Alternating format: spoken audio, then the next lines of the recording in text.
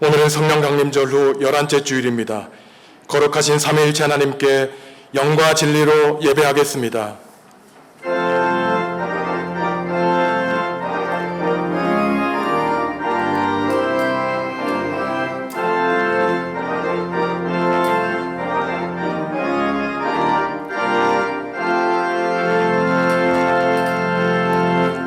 하나님, 지난 한 주간 우리를 주님의 품 안에 거하게 하시고 오늘 거룩한 주일을 지키게 하시니 감사합니다. 이 시간 주님의 크신 팔 아래에서 우리 영혼이 참 평안과 안식을 누리게 하옵소서. 우리 입술에 주님께 올릴 찬송이 가득하게 하시고 우리 마음에 정직한 영을 새롭게 하셔서 감사와 기쁨이 넘치는 예배를 드리게 하여 주옵소서. 예수님의 이름으로 기원하옵나이다. 아멘. 하늘에 계신 우리 아버지, 아버지의 이름을 거룩하게 하시며 아버지의 나라가 오게 하시며 아버지의 뜻이 하늘에서와 같이 땅에서도 이루어지게 하소서. 오늘 우리에게 일용할 양식을 주시고 우리가 우리에게 잘못한 사람을 용서하여 준 것 같이 우리 죄를 용서하여 주시고 우리를 시험에 빠지지 않게 하시고 악에서 구하소서. 나라와 권능과 영광이 영원히 아버지의 것입니다. 아멘.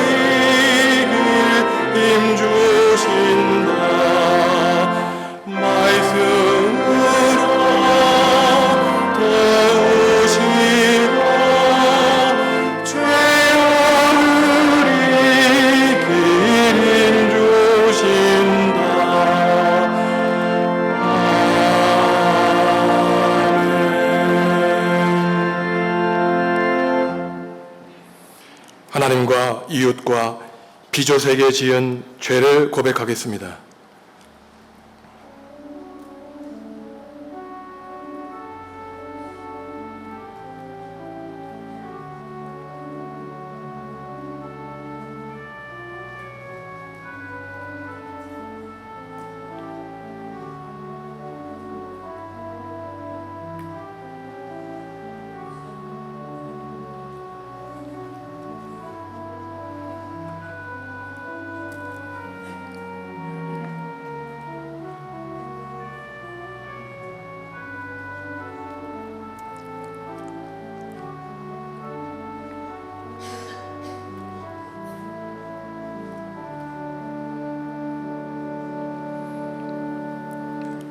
하나님이 우리에게 주시는 용서의 말씀입니다.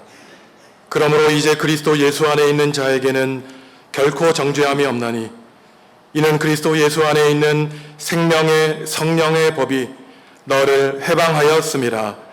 아멘. 나는 전능하신 아버지 하나님, 천지의 창조주를 믿습니다. 나는 그의 유일하신 아들, 우리 주 예수 그리스도를 믿습니다.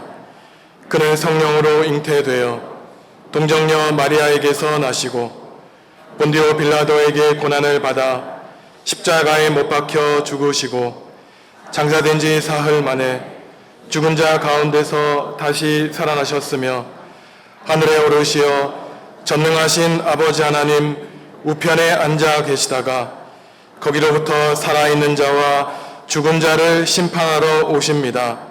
나는 성령을 믿으며 거룩한 공교회와 성도의 교제와 죄를 용서받는 것과 몸의 부활과 영생을 믿습니다. 아멘. 하나님이여 주의 자를 따라 내게 은혜를 베푸시며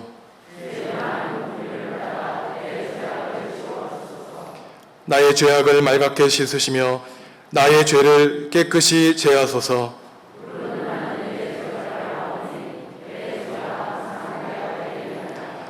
내가 주께만 범죄하여 주의 목전에 악을 행하였사오니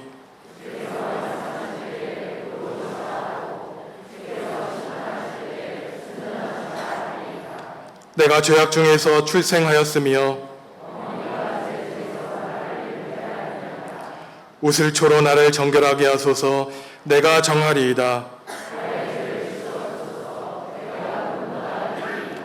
하나님이여 내 속에 정한 마음을 창조하시고 아멘.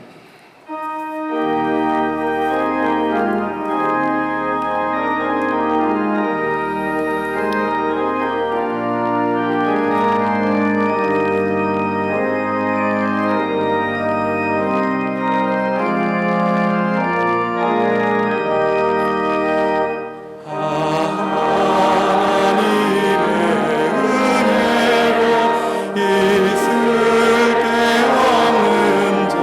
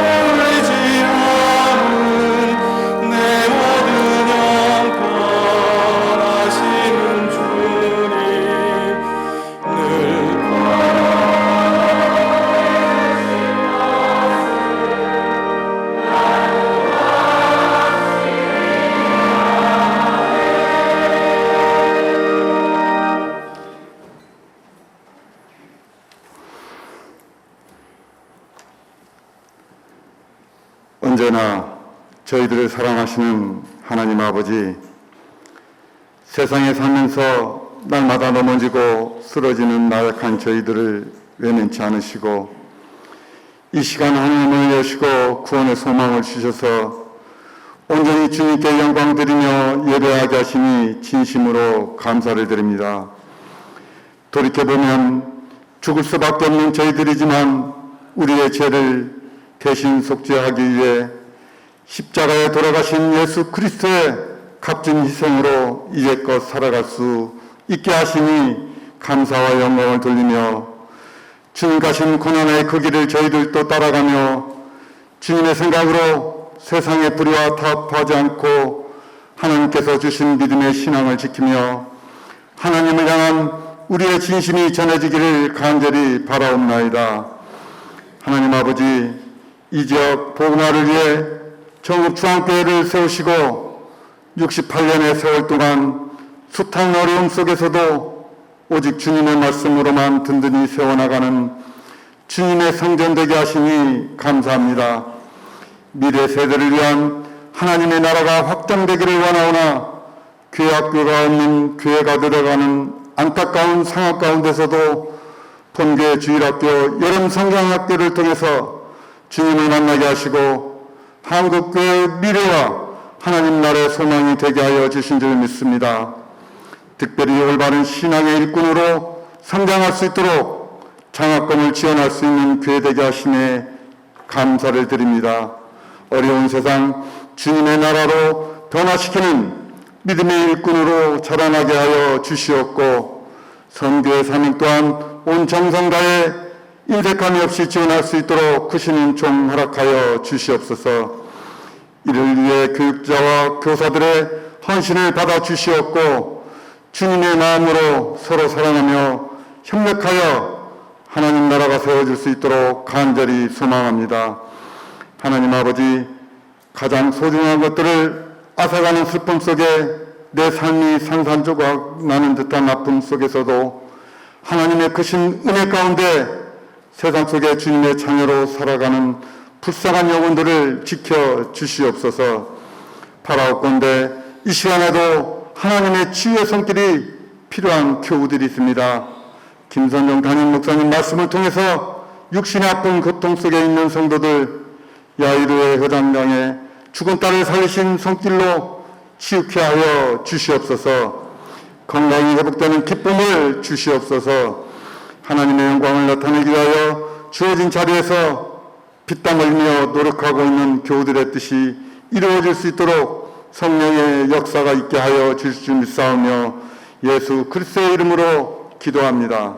아멘.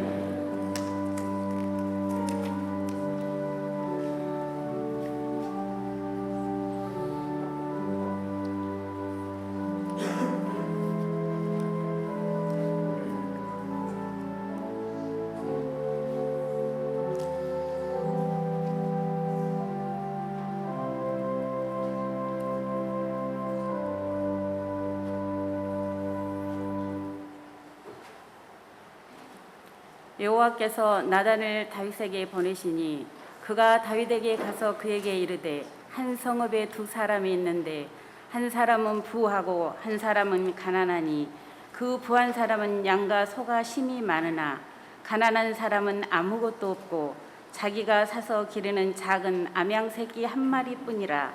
그 암양 새끼는 그와 그의 자식과 함께 자라며 그가 먹는 것을 먹으며 그의 잔으로 마시며 그의 품에 누움으로 그에게는 딸처럼 되었거늘 어떤 행인이 그 부자에게 오매 부자는 자기에게 온 행인을 위하여 자기의 양과 소를 아껴 잡지 아니하고 가난한 사람의 양 새끼를 잡아다가 자기에게 온 사람을 위하여 잡았나이다 하니 다윗이 그 사람으로 말미암아 노하여 나단에게 이르되 여호와의 살아계심을 두고 맹세하노니 이 일을 행한 그 사람은 마땅히 죽을 자라. 그가 불쌍히 여기지 아니하고 이런 일을 행하였으니 그 양 새끼를 4배나 갚아주어야 하리라 한지라. 나단이 다윗에게 이르되 당신이 그 사람이라.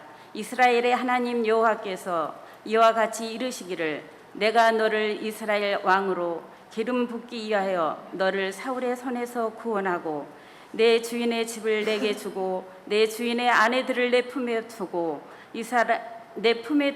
이스라엘과 유다 족속을 내게 맡겼느니라. 만일 그것이 부족하였을 것 같으면 내가 내게 이것저것을 더 주었으리라. 그리한데 어찌하여 내가 여호와의 말씀을 업신여기고 나 보기에 악을 행하였느냐. 내가 칼로 햇사람 우리아를 치되 암몬 자손의 칼로 죽이고 그의 아내를 빼앗아 내 아내로 삼았도다. 이제 내가 나를 업신여기고 햇사람 우리아의 아내를 빼앗아 내 아내로 삼았은즉 칼이 내 집에서 영원토록 떠나지 아니하리라 하셨고, 여호와께서 또 이와 같이 이르시기를, 보라, 내가 너와 내 집에 재앙을 일으키고 내가 내 눈앞에서 내 아내를 빼앗아 내 이웃들에게 주리니 그 사람들이 내 아내들과 더불어 백주에 동침하리라. 너는 은밀히 행하였으나 나는 온 이스라엘 앞에서 백주의 일을 행하리라 하셨다 하니, 다윗이 나단에게 이르되 내가 여호와께 죄를 범하였노라 하매 나단이 다윗에게 이르되 여호와께서도 당신의 죄를 사하셨으니 당신이 죽지 아니하려니와 이 일로 말미암아 여호와의 원수가 크게 비방거리를 얻게 하였으니 당신이 낳은 아이가 반드시 죽으리이다 하고 나단이 자기 집으로 돌아가니라. 아멘.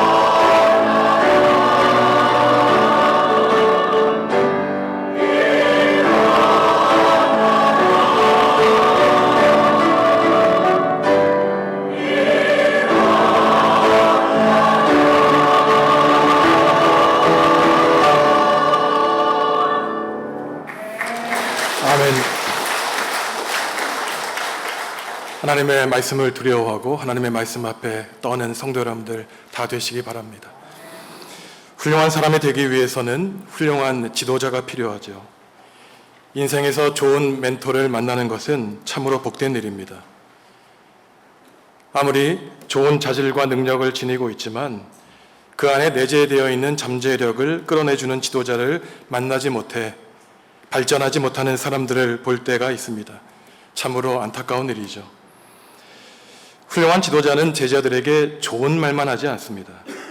진정 학생을 사랑하면 쓴 말도 마다하지 않죠. 때로는 오해를 받더라도 필요한 말을 하는 사람이 양심적인 지도자입니다. 하지만 아무리 지도자가 훌륭하고 가르침이 좋아도 그 가르침을 받아들이는 사람이 받아들일 마음이 없으면 좋은 선생님과 가르침도 아무 소용이 없죠. 자기의 부족함을 인정하고 가르침을 받아들여야만 변화하고 성장할 수 있습니다. 똑같은 씨를 뿌려도 그 씨가 옥토에 떨어지느냐, 가시밭에 떨어지느냐, 길가에 떨어지느냐, 돌밭에 떨어지느냐에 따라 그 씨가 다른 열매를 맺는 것과 같은 이치이죠. 지도자는 단지 어린 시절과 청소년 시절에만 필요한 것이 아닙니다. 다 자란 성년기에도 인생에 좋은 지도자가 필요하죠. 어린 시절에 좋은 멘토를 만나는 것보다 나이가 들어 좋은 멘토를 만나기는 더 어렵습니다. 왜냐하면 내 생각과 가치관이 의지가 다 굳어졌기 때문이죠. 오늘 사무엘 12장은 한 나라에서 가장 큰 권력을 가지고 있던 임금에게 영적인 지도자 역할을 한 사람의 이야기가 나옵니다. 가장 큰 권력을 지닌 사람은 다윗 임금이었고 그에게 다가가 그가 저지른 잘못을 지적하고 회개를 요청하며 심판을 선언한 사람은 예언자 나단입니다. 다윗은 참 파란만장한 인생을 산 사람이었죠. 그의 인생을 살펴보면 아무리 그가 이름이 높고 훌륭한 삶을 살았어도 그처럼 별로 살고 싶은 마음이 들지가 않습니다. 다윗은 왕이 되기 전에는 참으로 겸손한 사람이었죠. 자기의 힘을 의지한 것이 아니라 하나님의 힘을 의지하여 거인 골리앗과 싸워 승리했습니다. 장인 사울 임금의 박해를 피해 도망 다닐 때에는 동굴과 강에 홀로 있는 사울을 죽이고 왕위에 올라갈 수 있었지만 사울이 하나님의 기름 부음 받은 사람이란 사실을 알고 있었기 때문에 그렇게 하지 않았습니다. 자신의 때를 차분히 기다릴 줄 아는 겸손한 사람이었죠. 인내력이 대단한 사람이었습니다. 사울이 아말렉과의 전투에서 활에 맞아 비참하게 죽은 다음에 다윗이 임금이 된 다음에 그가 가장 먼저 한 일은 그동안 사람들에게 방치되었던 하나님이 계신다고 믿었던 법궤를 예루살렘 성읍에 안치한 일이었습니다. 이러한 귀한 믿음을 보시고 하나님은 다윗을 더욱 승승장구하게 하셨죠. 모압과의 전투, 암몬과의 전투에서 승리하게 하십니다. 하지만 그때 문제가 생겼죠. 다윗의 손에 권력이 점점 더 강해지자 사람이 그의 눈에 들어오지 않았고 하나님이 눈에 보이지 않게 되었습니다. 과거의 겸손한 모습 다 잃어버리고 타락하게 되었습니다. 자기의 충신 우리아의 아내인 밧세바를 빼앗았고 그녀가 임신하게 되자 그 사실을 숨기려고 온갖 방법을 동원해도 해결하지 못하자 결국 충신이었던 우리아를 전장에 내몰아 그를 비참하게 죽음으로 몰아가게 됩니다. 이후 다윗은 점점 힘을 잃어갔어요. 배달한 자식들이 성폭행을 일으키고 아들 압살롬이 아버지 다윗에게 반란을 일으키자 아들을 피해 이곳저곳 떠돌아 도망다니는 신세로 다윗은 전락하게 되었습니다. 화려했던 과거에 비해 다윗의 인생의 말년은 비참하게 되었죠. 오늘 우리가 읽은 사무엘하 12장은 다윗이 그의 인생의 최고 정점기에 이르렀을 때 밧세바를 빼앗은 사건에 대해서 예언자 나단에게 질책을 당하는 이야기입니다. 예언자 나단은 다윗과 매우 가까운 사람이었습니다. 다윗을 왕위에 오르게 한 킹메이커였어요. 그를 지지했고 정신적으로 후원했습니다. 늘 그를 위해 기도했죠. 하지만 다윗이 죄를 짓자 그를 찾아가 그가 저지른 죄를 지적하고 낱낱이 심판을 선언합니다. 이것은 쉬운 일이 아니었죠. 만약에 죄를 지은 사람이 힘이 없는 일반인이었다면 쉽게 지적할 수 있었을 것입니다. 하지만 죄를 지은 당사자는 최고 권력자인 다윗이었어요. 자기의 생명을 결정할 수 있는 결정권자였습니다. 또한 나단은 다윗의 궁중에 속한 예언자로 다윗과 매우 가까운 사이에 있었죠. 그러다 보니 서로 이야기를 많이 나눴던 가까운 사람에게 불편한 말을 하기 쉬운 것은 참으로 어려운 일이었습니다. 하지만 나단은 다윗을 사랑했죠. 용기를 가진 사람이었습니다. 사람을 다룰 줄 아는 기술을 가지고 있었고 재치를 가지고 있는 사람이었죠. 직접 노골적으로 그에게 죄를 지적하기보다는 비유를 들어서 스스로 알아듣기를 원했습니다. 오늘 나단이 드는 비유가 이것이에요. 어느 마을에 큰 부자와 가난한 사람이 있었습니다. 큰 부자는 셀 수 없을 정도의 수많은 양과 소를 가지고 있었어요. 그런데 오늘 성경을 보면 가난한 사람은 아무것도 가진 것이 없고 그저 새끼 암양 한 마리를 가지고 있었다고 합니다. 그 암양을 너무나 사랑해서 함께 식사했고 함께 마셨고 끌어안고 잘 정도로 마치 딸처럼 여겼다고 성경은 말하고 있어요. 어느 날 부자에게 손님이 찾아왔는데 그 수천 마리의 양과 소 가운데 한 마리 잡아서 대접하면 될 걸. 자기 이웃에 있는 가난한 사람의 그 새끼 한 마리 잡아 대접했다는 이야기입니다. 이 비유를 예언자 나단이 다윗에게 들어요. 이 비유를 들은 나단은 한 나라의 임금으로 분노가 치밀어 오르게 됩니다. 어떻게 내가 통치하는 나라에서 이런 일이 벌어질 수 있을까? 어떻게 그렇게 많은 재산을 가진 사람이 가난한 사람의 소유를 잔인하게 빼앗느냐고 분노를 내게 됩니다. 다윗은 부자에게 죄가 있음을 파악하고 직결 심판이 넘겨 임금의 자격으로 사형을 선고합니다. 부자의 잘못에 대해서 다른 사람의 물건을 빼앗은 것에 대한 율법서의 규정대로 4배로 배상하라고 지시를 합니다. 다윗은 몰랐죠. 예언자 나단이 하는 비유와 설교가 자기에게 하는 것임을 몰랐습니다. 사형 선고가 자기에게 내리는 사형 선고인지를 그는 모르고 있었어요. 자기와 상관없는 일로 알았습니다. 자기는 죄를 지으면서도 다른 사람이 저지른 죄는 심판하는 사람이었어요. 이러한 다윗은 어떠한 사람일까요? 자기는 기도하지 않으면서 다른 사람에게는 기도하라고 지시하는 사람이에요.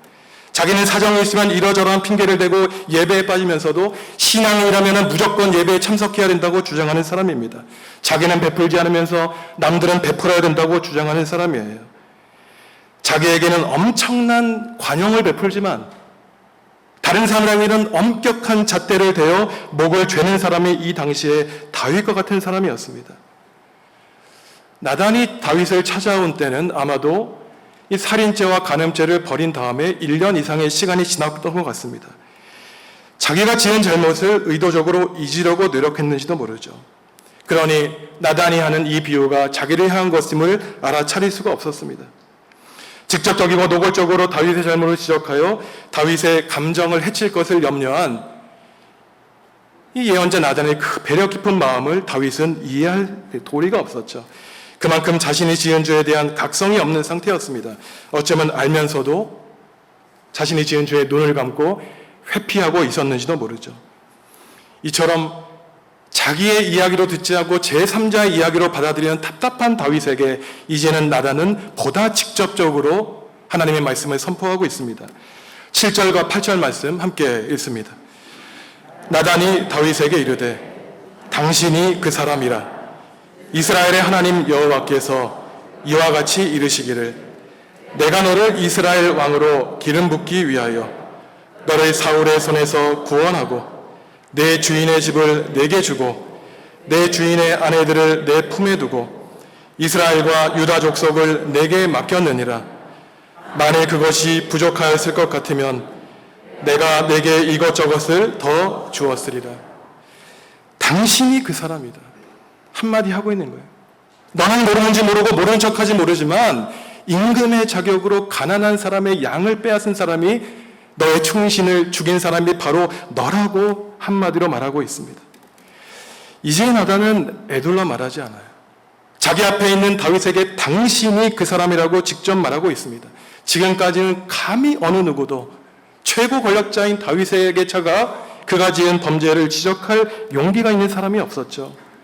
지금 우리는 글로의 성경을 읽기 때문에 이러저러한 이야기가 진행되고 있는 것 같지만 3000년 전 나단과 다윗이 있는 그 은밀한 장소의 그 공기의 분위기를 생각해 보십시오. 목숨을 걸고 다윗을 찾아갔던 나단의 말, 다윗의 반응 얼마나 상상할 수 없을 정도로 피비린내 나는 분위기일지 우리는 생각할 수 있습니다. 하나님의 말씀은 3인칭을 향한 추상적이고 막연한 강연이 아니에요. 도덕과 윤리에 대한 논쟁이 아닙니다. 하나님의 말씀은 맞는가 틀리는가 우리의 판단의 대상이 아니죠. 하나님의 말씀은 제3자 내가 아닌 다른 사람을 향하는 것이 아니라 바로 지금 이 자리에 있는 나를 향한 것이에요. 예수님이 어떤 분이다 저런 분이다가 아니라 나에게 예수님이 어떤 분이신가 우리는 고백해야 되는 것입니다. 나 외에 다른 사람에게 주시는 말씀이 아니라 지금 나에게 주시는 말씀이에요. 하나님은 나단을 다윗에게 보내셔서 지금까지 다윗에게 베풀어 주신 은혜를 낱낱이 헤아려 주십니다. 너의 주인의 왕국을 주지 않았느냐? 너에게 모든 것 주지 않았느냐? 주다라는 동사를 반복하고 있습니다. 나라를 다스리는 데 필요한 것이 있으면 너에게 더 많은 것도 주겠다고 하나님은 말씀하셨어요. 이처럼 하나님은 다윗에게 우리에게 무언가를 주기를 바라시는 분입니다. 그런데 9절에서 11절을 보면은 빼앗다라는 동사가 나와요. 하나님은 주시기를 바라셨지만 너는 남의 아내를 빼앗았다고 2번이나 반복하고 있습니다. 네가 빼앗았으니 너의 하나도 빼앗길 것이라고 하나님은 말씀하고 있습니다. 당시 모든 권력을 가지고 있던 다윗에게 행한 담대한 나단의 말이었어요. 다윗이 어떻게 반응할까요? 만약에 성도 여러분들 나이가 어린 사람이 여러분들에게 찾아와서 당신 이것저것 고치라고 말하면 여러분은 어떻게 반응하시겠습니까? 13절에 다윗의 반응이 나옵니다. 한 목소리로 읽겠습니다. 다윗이 나단에게 이르되 내가 여호와께 죄를 범하였노라 하매 나단이 다윗에게 말하되 여호와께서도 당신의 죄를 사하였나니 당신이 죽지 아니하려니와 내가 여호와께 죄를 범했습니다. 참 안타까운 모습이에요. 그토록 고상했던 고귀했던 다윗이 예언자 나단의 말을 듣고 내가 하나님께 죄를 지었습니다. 자신의 죄를 깨끗하게 인정하고 있죠. 하나님의 말씀을 들은 다윗은 그동안 꽁꽁 숨겨놓았던 자신의 죄를 고백하게 됩니다. 다윗이 저지른 죄는 크게 3가지였어요. 자기의 충신 우리아를 전장에서 죽음으로 이끈 살인죄였습니다. 우리아의 아내를 빼앗은 간음죄였죠. 어쩌면 이거보다 더 큰 죄를 지었습니다. 당시 고대에는 국가 간의 전쟁은 신들의 전쟁이라고 여겨져서 하나의 종교 전쟁으로 여겼습니다. 그러니 전쟁 때는 남녀가 관계를 맺을 수가 없었어요. 그런데 사무엘하 11장을 보면 모든 부하들은 전쟁에 나가 있는데 다윗은 한낮에 낮잠을 즐기며 밧세바를 자기의 왕국으로 이끌어들여 그를 범했던 전쟁법을 어겼던 것입니다. 새끼 양을 빼앗은 부자에게 4배로 지불하라고 하는 이 율법서의 율법에 따라 결국 다윗은 자기가 낳은 아들 4명을 자기보다 먼저 하나님 곁으로 떠나보내는 심판을 받게 되죠. 참으로 안타깝고 파란만장한 인생을 살았습니다. 다윗의 죄에 대해 나단은 하나님의 용서를 선언하시죠. 하나님은 어떻게 이러한 파렴치한 다윗을 용서하셨을까요? 만약에 우리가 과거에 어느 누구도 알기 원하지 않는 하나님에게마저 숨기고 싶은 죄를 범했다면 우리는 과연 하나님께 어떻게 용서를 받을 수 있겠습니까? 진심으로 다윗이 회개했기 때문이죠. 더 나아가 극악무도한 다윗의 죄악보다 하나님의 은혜, 우리를 사랑하시는 하나님의 사랑이 비교가 되지 않을 만큼 크기 때문입니다. 나의 죄를 인정하고 고백할 때 구원받을 수 있죠. 나의 죄에 눈 감고 나의 죄에 무감각하고 무지하면 결국 복음의 핵심은 죄의 용서와 구원에 대해서도 우리는 무지하고 무관심할 수밖에 없는 것입니다. 복음은 나와 상관없는 것이 되는 것이에요. 그저 이 사람 저 사람이 사명하고 나열하는 그저 이러한 교리에 불과하게 되는 것이죠. 다윗이 얼마나 아픈 마음으로 자기의 충신의 죽음을 바라보고 그의 아내를 향한 죄악, 더 나아가 하나님에 대한 잘못을 회개했는지 오늘 우리가 교도문에서 읽은 시편 51장에 그의 간절한 기도가 나오고 있습니다. 시편 150편 가운데 가장 고상하고 아픈 마음이 담겨있는 기도문이에요. 오늘 예배를 마치고 댁에 가셔서 반드시 이 시편 51장 전체를 한번 읽어보시기 바랍니다. 당시에 죄책감에 사로잡혔던 다윗의 심정을 가지고 우리가 일부 구절만 그의 마음을 품고 함께 기도하는 마음으로 읽어보겠습니다. 웃을 조로 나를 정결하게 하소서. 내가 정하리이다. 나의 죄를 씻어주소서. 내가 눈보다 희리이다. 주의 얼굴을 내 죄에서 돌이키시고 내 모든 죄악을 지워주소서. 하나님이여, 내 속에 정한 마음을 창조하시고 내 안에 정직한 영을 새롭게 하소서. 하나님께서 구하시는 제사는 상한 심령이라. 하나님이여, 상하고 통회하는 마음을 주께서 멸시하지 아니하시리이다. 아멘. 하나님이 지금 우리에게 원하는 예배와 제사는 그 화려한 음악으로 가득 찬 예배가 아니라 상한 심령, 찢긴 마음, 괴로운 마음을 가지고 통회하는 예배가 하나님께 상달되는 예배라는 것이에요. 다윗은 자기가 마음만 먹으면 자기에게 찾아와 죄를 지적한 나단을 죽일 수도 있었을 것입니다. 자기가 가진 권력으로 자기가 가지고 있는 모든 문제를 해결하고 감출 수 있었겠지요. 사울이 그랬지 않습니까? 자기의 박해를 피해 도망간 다윗을 보호해준 높당 제사장들을 학살한 사람이었어요. 아합 임금은 자기에게 옳은 말을 하는 엘리야를 죽이려고 했습니다. 시드기야 임금은 자기에게 직언하는 예레미야 예언자를 구덩이에 던지고 옥에 가둔 전력이 있죠. 하지만 다윗은 달랐습니다. 자기보다 정치적 힘이 없는 나단이 하는 말을 바로 수용했어요. 맞습니다. 제가 하나님께 죄를 지었습니다. 곧바로 인정할 수 있었습니다. 쉬운 일이 아니죠. 손에 권력이 있기에 그 권력 때문에 회개하는 일은 어쩌면 더 어려운 일이었습니다. 하지만 다윗은 알고 있었죠. 종교 지도자 나단은 정말로 자기를 사랑하는 줄 알고 있었습니다.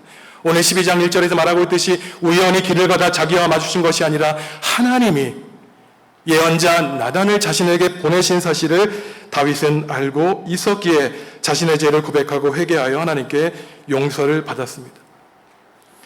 당신이 그 사람이다. 살인자가 바로 너야 라고 하는 이 나단의 말이 단지 다윗에게만 해당할까요? 그게 3000년 전에 일어났던 우리와 상관없는 이야기라면 우리는 이 사무엘하 12장을 읽을 필요가 없습니다. 과연 우리와는 상관없는 말일까요? 당신이 그 사람이다. 수많은 신앙인이 교회 열심히 나오고 성경도 여러 번 읽고 기도도 많이 하는데 삶이 변하지 않는 이유가 어디에 있겠습니까? 믿는 시간이 오래되면 오래될수록 겸손해져야 되는데 인격이 성숙해지지 않는 이유가 어디 있을까요? 말씀을 잘못 읽고 기도를 잘못하기 때문에 말씀을 내 중심적으로 해석하고 기도하면서 하나님의 뜻을 알기 위한 것이 아니라 내 뜻을 관철시키려 하니 아무리 오랜 시간 말씀을 읽고 기도해도 내 삶이 변하지 않는 것입니다. 성경에 나오는 주인공 의인의 자신을 대입하여 읽다 보니 마치 내가 그러한 신앙의 영웅이 됐느냐 착각하며 성경을 읽게 되니 성경을 읽으면 읽을수록 교만해지는 것이에요. 내가 바울, 내가 베드로, 내가 이사야, 내가 신앙의 영웅이 된 것처럼 생각하며 있습니다. 물론 훌륭한 신앙이들의 삶을 모델로 삼아 그들과 같이 되려고 노력하며 그들의 모습에서 우리는 교훈을 얻어야 되죠. 하지만 이것보다 더 중요한 성경 읽기 방법은 성경에 나오는 하나님을 적대한 사람에게 죄인의 모습에 나 자신을 대입하여 읽는 것입니다.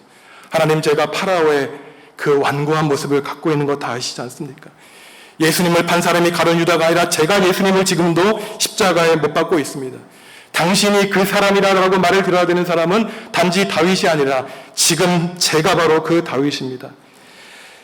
하나님의 말씀을 읽고 기도하며 하나님의 관점에서 내 자신의 모습을 철저히 객관화할 때 우리는 삶이란 죄를 하나님께 고백하게 되는 것이고 그 죄를 고백하는 자리에 우리가 예상하지 못하는 하나님의 은혜가 임하게 되는 것입니다.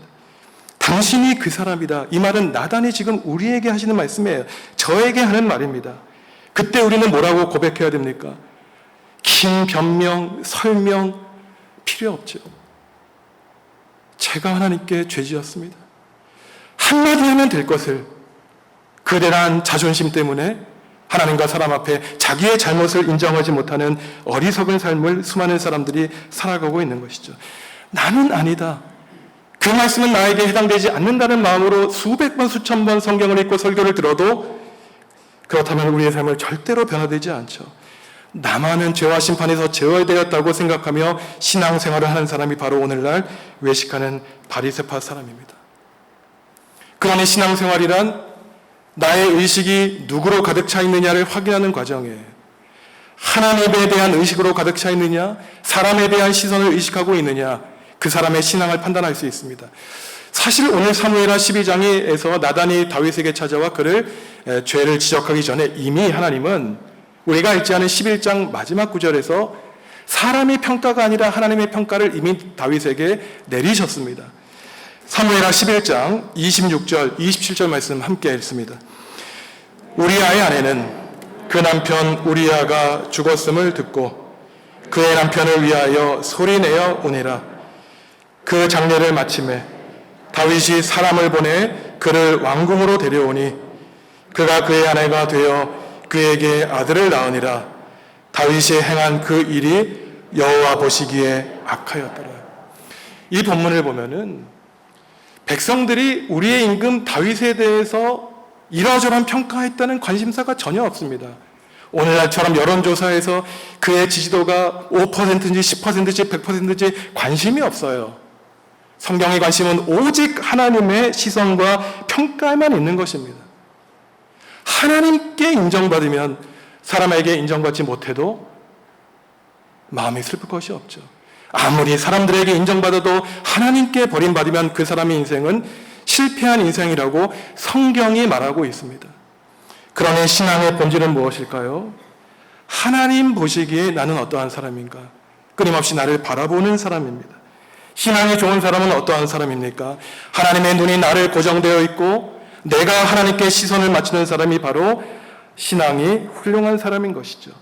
예배당에 나올 때 하나님께 예배하고 하나님께 영광을 올려드리며 하나님께 기도하러 오는 것이 아니라 일주일 동안 만나지 못했던 교우들과 눈을 맞추며 대화하러 예배당에 온다면 아무리 수십 년 동안 예배당에 온다고 해도 우리의 신앙은 과거와 그리 달라지지 않을 것입니다. 믿음이 성숙한 사람은 사람을 의식하기 전에 하나님을 의식하게 하는 사람이에요. 내가 평생 동안 사람의 눈과 귀를 즐겁게 했지만 마지막 하나님 곁에 갈 때 하나님의 눈에 좋았던 일 하나도 한 것이 없으면 그때 내가 다시 인생을 살 수 있겠습니까? 사랑하는 성도 여러분, 남은 인생이라도 사람을 즐겁게 하는 것보다 조금이라도 하나님을 즐겁게 할 수 있다면 하나님은 우리를 다 용납해 주실 것입니다. 살인죄, 간음죄, 전쟁법을 어긴 다윗마저도 진심으로 하나님께 회개하고 용서를 구하니 하나님 다 눈 감아주시고 너를 사랑한다, 너는 내 아들이다 하고 하나님이 풀어주신 사실을 우리는 잘 알고 있기 때문이죠. 일주일에 예배드리는 시간 1시간만이라도 침묵해야 되는 이유가 여기 있습니다. 신앙이란 하나님이 바로 내 앞에, 내 옆에 계시다는 것을 의식하고 살아가는 것이에요. 하나님이 나에게 말씀하시고 계신데 어떻게 우리가 세상 이야기를 가지고 예배당 안에 끌어올 수 있겠습니까? 하나님이 계시다는 사실을 의식한다면 감히 입을 열어 하나님을 불편하게 하는 그러한 일은 도저히 할 수 없을 것입니다. 우리는 살아가며 때로는 심각한 죄, 때로는 작은 실수를 저지르며 살아가죠. 오래전에 저지른 실수와 잘못 때문에 때로는 죄책감에 짓눌려 살아가기도 합니다. 반대로 어떤 사람은 나는 의인이라고 생각하여 살아갈 때도 있죠. 나는 아니라는 생각으로 잘못한 사람을 손가락질하며 살아가는 사람도 있습니다. 신앙이 성숙한 사람은 어떠한 사람일까요? 나 자신의 모습과 이웃의 모습에서 자복하고 통회하여 하나님께 돌아가기로 결심하는 사람입니다. 복음의 영향력 아래 살아가는 사람이에요. 복음은 딴 사람에 대한 이야기가 아니라 예수님이 나를 위해서 십자가에 달려 돌아가시고 나를 구원하시며 나에게 부활과 영생을 허락해 주신다는 나에게 맞춰준 그 복음의 영향력 아래 살아가는 사람이 참된 신앙인입니다. 우리가 하나님께 우리가 지은 죄를 회개하고 자복할 때 그 자리에 하나님의 은혜가 맺히게 됩니다. 성도 여러분, 오늘 예배를 마치고 성도 여러분의 가정과 일터로 돌아가실 때 제가 꼭 부탁드리고 싶은 것은 오늘 두 문장만 꼭 마음에 품고 지내셨으면 좋겠어요. 당신이 그 사람이다. 제가 하나님께 죄를 지었습니다. 나단과 다윗의 이 대화 모든 것 다 잊어버려 두 가지만 마음속에 기억하시며 살아가시면 지금까지 참아주신 하나님이 앞으로도 참아주실 것이며 지금까지 용납해 주신 하나님이 우리를 용납하여 주시며 우리에게 하나님의 놀라우신 복과 은혜를 넘치도록 베풀어 주실 것입니다. 기도하시겠습니다. 하나님, 제가 범죄자입니다. 하나님과 사람 앞에 수많은 죄를 짓고 살았습니다. 하나님과 이웃과 피조세계와 나 자신의 지은 죄를 고백하오니 불쌍히 여겨주시고 용서해 주시옵소서. 하나님의 존귀한 자녀 예수 그리스도의 제자로 살기로 다짐하오니 성령님 우리의 연약한 마음을 붙들어 주시옵소서. 당신이 그 사람이다. 하나님, 제가 하나님께 잘못했습니다. 이 두 가지 문장을 마음속에 품고 하루하루 살아가며 하나님께 더욱더 가까이 나아가길 원하오니 하나님, 지금까지 우리를 사랑하여 주신 것처럼 우리가 살아있는 날들 동안 우리와 동행하여 주시고 우리를 주님의 사랑의 은혜의 날개 안에 품어 주옵소서. 예수님의 이름으로 기도합니다. 아멘.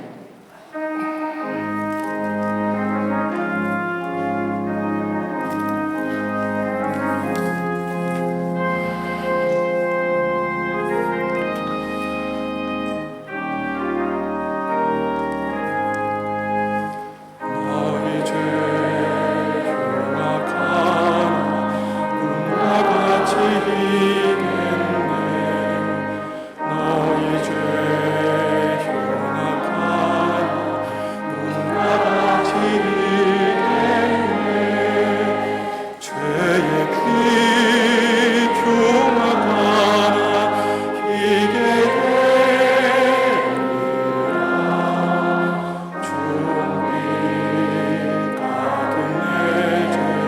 주홍빛 같은 내 죄 눈과 같이 희겠네. 눈과 같이 희겠네. 악한 죄 벗어나고 주님 너를 부르네. 악한 죄 벗으라고 주님 너를 부르네. 하나님 크신 사랑 아니었소라. 악한 죄 벗으라고 악한 죄 벗으라고 주님 너를 부르네. 주님 너를 부르네.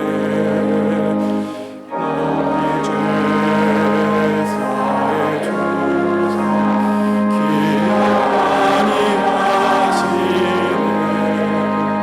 너희 죄 사해 주사 기억 아니하시네. 불쌍한 사람들아 오라 하시네. 너희 죄 사해 주사 너희 죄 사해 주사 기억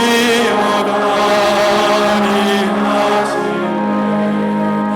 기억 아니하시네. 봉헌하시겠습니다.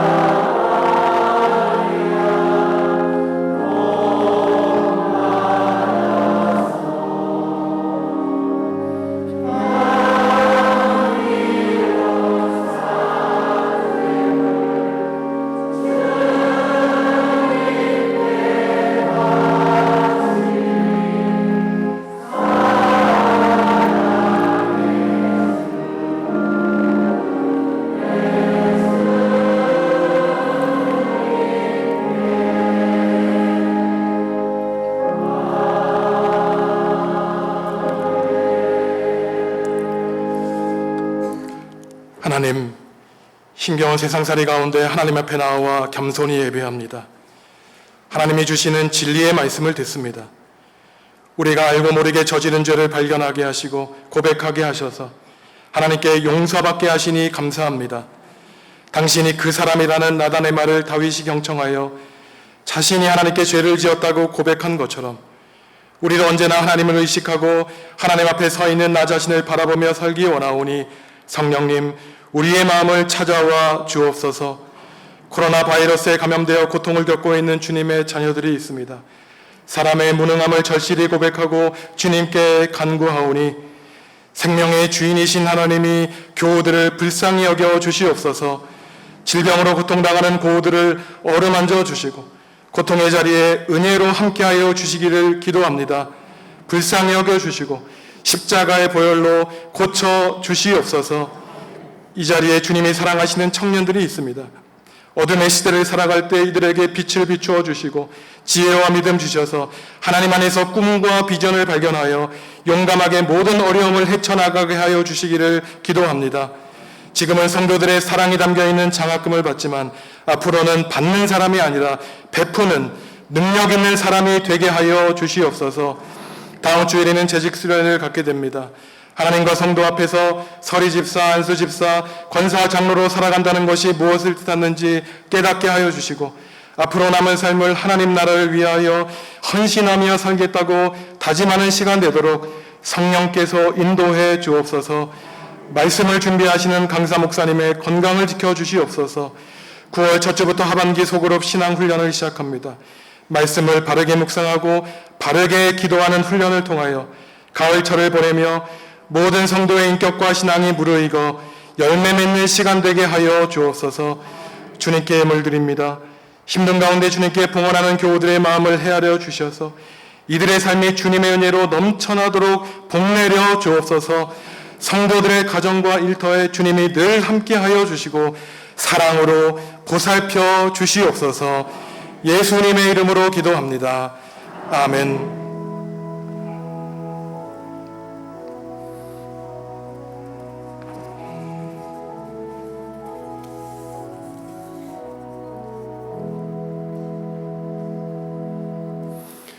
주님의 평화가 성도 여러분과 함께 하시기를 바랍니다.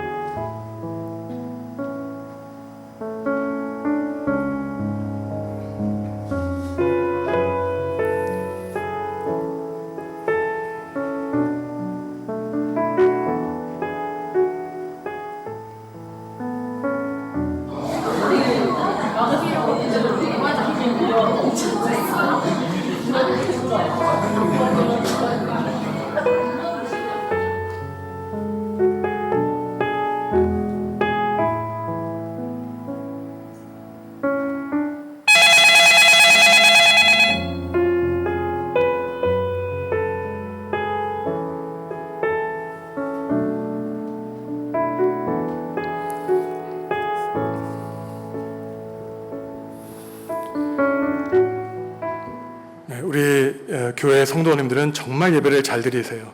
제가 동영상을 보면은 찬양도 얼마나 우렁찬지 모르고 제가 눈을 마주치기 힘들 정도로 말씀에 집중하십니다. 조금 안타까운 것은 제가 이제 찬양대 기도하고 올라오 보면 일주일 만에 너무나 반가우셔서 이러저러한 대화를 하시는데 사실 하나님을 의식하면은 고개 숙이고 하나님 예배 가운데 임해 주십시오. 간절히 기도하는 것이 성숙한 예배자의 모습입니다. 일주일 예배 시간에 침묵하며 하나님의 말씀을 깊이 마음속에 간직하셔야 일주일에 나가서 그 마음으로 계속 기도하실 수 있고 세상의 힘든 세파를 이겨나가실 수 있습니다. 이 자리에 우리 청년들 나와 있는데 장학금 지급식 시작하겠습니다.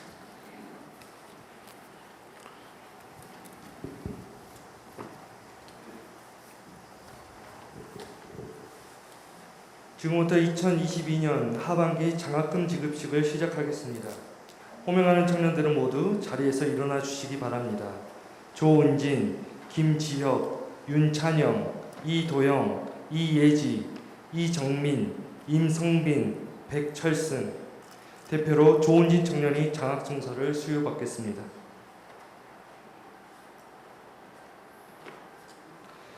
제64호 장학증서 조은진. 위 학생은 본교회 교인으로서 성경의 교훈에 따라 하나님께 예배하고 성결하게 생활하였기에 정읍중앙교회 장학위원회의 장학생으로 선발되어 이에 장학증서와 장학금을 수여합니다. 2022년 8월 21일 정읍중앙교회 담임목사 김선종.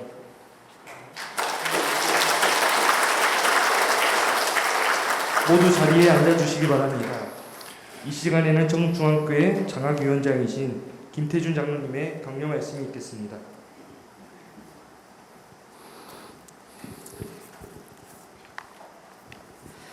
오늘 이렇게 하반기 장학금을 전달할 수 있게 된 것에 대해서 하나님께 먼저 감사드리고 또 물심양면으로 도움을 주신 성읍중학교 성도 여러분들에게 진심으로 감사를 드립니다. 코로나 시대에 한국교회가 처한 상황이 그렇게 긍정적이지만은 않은 것 같습니다. 그럼에도 불구하고 여기 앉아 있는 청년들에게 희망을 가져보려고 합니다. 앞으로도 계속 성도 여러분들께서 기도해 주시고 또 격려해 주시고 응원해 주시기를 간곡하게 부탁드립니다. 이 자리를 빌어서 다시 한번 감사 인사를 드립니다. 감사합니다. 전체 16명의 학생 가운데 8명만 참석했는데 개강한 학생도 있고 코로나 바이러스에 감염된 학생들도 있어서 참석하지 못했습니다. 추석 예배 모범이 안내석에 준비되어 있습니다. 혹시 추석 예배 안내서가 필요하신 분들은 교역자에게 말씀하시면 출력해 드리도록 하겠습니다. 다음 주 1, 2부 예배와 재직 수련회에는 영락교회 원로 목사님이신 이철신 목사님이 인도해 주십니다. 재직 수련회이지만 교회 처음 오신 새가족 그리고 다른 밖에 우리 교우 아닌 분들에게도 알려주셔서 함께 참여하시면 좋겠습니다. 일남선교회 부부 수련회를 다음 주 식사 구 이화가든에서 하신 다음에 계속해서 수련회 시간을 갖도록 하겠습니다. 2022년 하반기 소그룹 신앙훈련을 9월 첫째부터 추석 연휴에 따라서 9주 또는 10주 동안 진행하게 됩니다. 홈페이지에 강의 계획서가 올라와 있습니다. 믿음으로 성도 여러분들을 단련시키셔서 성도 여러분의 삶과 가정에 하나님의 놀라우신 복이 함께 하시기를 기도하겠습니다. 지지난주였죠.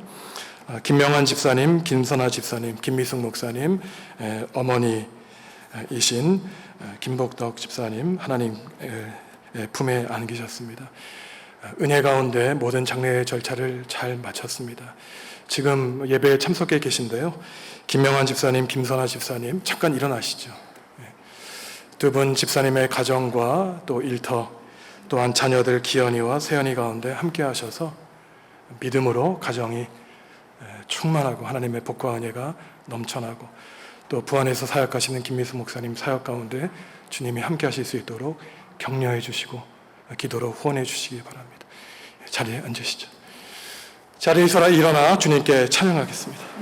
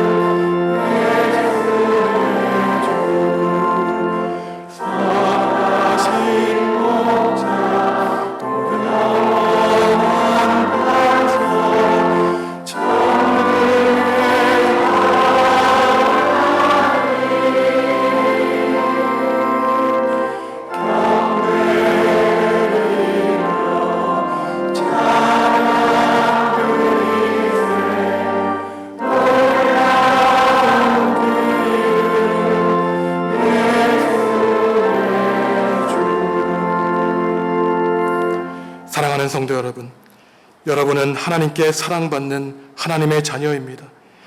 사탄이 우리를 넘어뜨리는 죄의 길에서 떠나 진리와 선함과 아름다움의 근원이신 하나님을 찾아 나서시기 바랍니다. 사랑과 자비에 충만하신 주님이 사랑하는 성도 여러분을 강하신 은혜의 두 손으로 붙들어주고 계십니다. 예수님의 은혜와 하나님의 사랑과 성령님의 사귐이 당신이 그 사람이라는 하나님의 준엄하신 음성을 듣고 하나님, 제가 죄를 지었으니 용서해 주십시오라고 간구하여 주님의 은혜의 자리로 나아가는 성도들에게 지금부터 영원히 함께 하시기를 축원하옵나이다. 아멘.